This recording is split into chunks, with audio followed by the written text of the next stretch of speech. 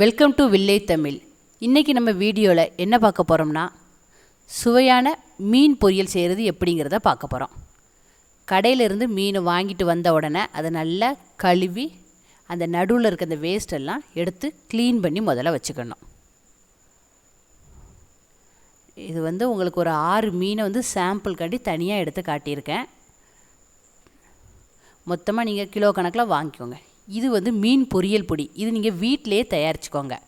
இது ஒன்றும் இல்லை, வத்தப்பொடி, மிளகு பொடி, மஞ்சள் பொடி, உப்புத்தூள் தேவைப்பட்ட அப்பம் போட்டுக்கலாம், இல்லைனா பொடியை தனியாக உப்பை போட்டுக்கலாம்.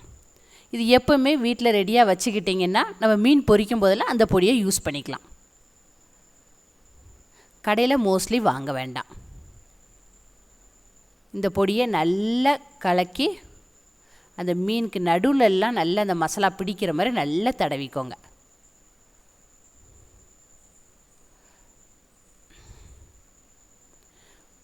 ஒரு 1/2 கிலோவுக்கு இந்த கலவை ஒரு 50 கிராம் பொடி வர்ற மாதிரி பார்த்துக்கோங்க. உப்பை மட்டும் எப்போனாலும் நம்ம சேர்த்துக்கிடலாம். இது இந்த பொடி ஆரோக்கியமான பொடியும் கூட. இப்போ மொத்தமாக நம்ம வாங்கியிருக்கிற மீனில் 1/2 கிலோவுக்கு 50 கிராம்ங்கிற கணக்கில் நான் போட்டிருக்கேன். நான் ஒரு 3 கிலோ போடுறதுனால அதுக்கு 1/2 கிலோனா கணக்கு பண்ணிக்கோங்களேன். ஒரு 300 கிராம் போல் பொடியை கலக்கி நல்லா எல்லா இடத்துலையும் மசாலா பிடிக்கிற மாதிரி ஒரு 1/2 மணி நேரத்துலேருந்து 1 மணி நேரம் ஊற வச்சுருங்க. நல்லா ஊறின பிறகு இப்போ வழக்கம் போல் பொரிச்சு எடுக்கிறதுக்கு அகலமான பாத்திரத்தில் எண்ணெய் ஊற்றி காய வைக்கணும். நல்ல எண்ணெய் காஞ்சிருச்சு.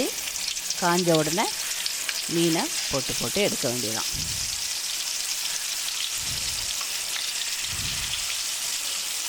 இன்னொரு விஷயம் இதில் என்னென்னா, இது நம்ம புதுசாக பழகிறவங்க இதேமாரி இதில் யூஸ் பண்ணுங்கள்.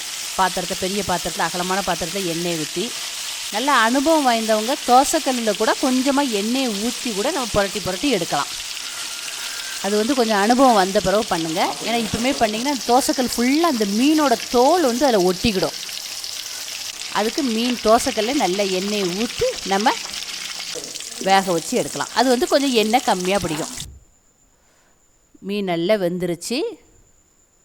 இதுக்கு உங்கள் கடையில் வர்ற மாதிரி நல்ல கலர்ஃபுல்லாக இருக்காது. ஆனால் இது ஆரோக்கியமானது. இந்த பொடி நம்ம வீட்டிலையே தயார் பண்ணனால இப்படி தான் இருக்கும்.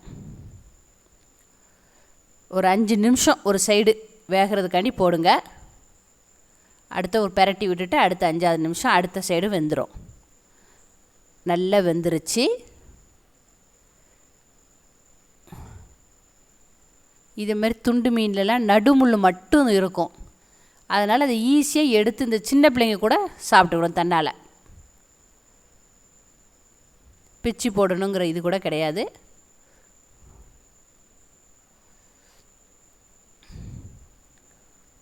மொத்தமாக போட்டாலும் ஒட்டிக்கிடும் அந்த கீழே உள்ள பாத்திரத்தை. அதனால் பார்த்து ஒரு 4 மீன் 5 மீன் அந்த எண்ணெய் ஊற்றி இருக்கிறத பொறுத்து எண்ணெயில் நல்லா முங்கி வெளியில் வரணும். அதுக்கு ஏற்ற மாதிரி பொரிச்சுக்கிடலாம்.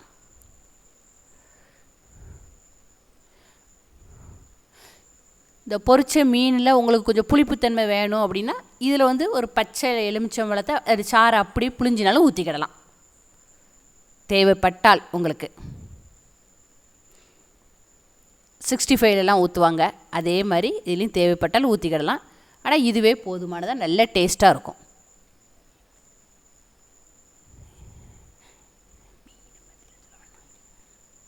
ரெடி ஆயிடுச்சு. நம்ம ஏற்கனவே நான் மீன் குழம்பு வச்சுருந்தேன். வாழை இலையில் சாப்பிடுங்க.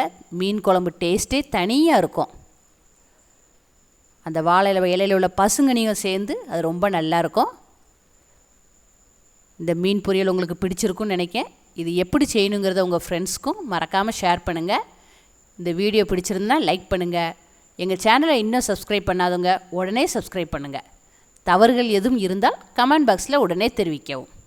நன்றி, வணக்கம்.